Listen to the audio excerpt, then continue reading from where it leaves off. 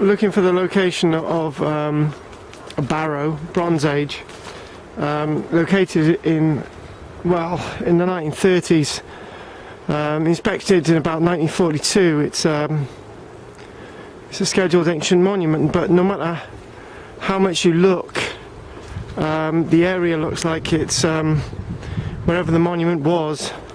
As you can see in front of us there, there's a big pile of rubble and material. If there is any monument here, it'd be in that location directly in front, beyond the trees.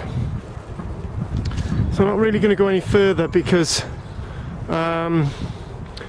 if this monument still exists, there's not much of it left to see.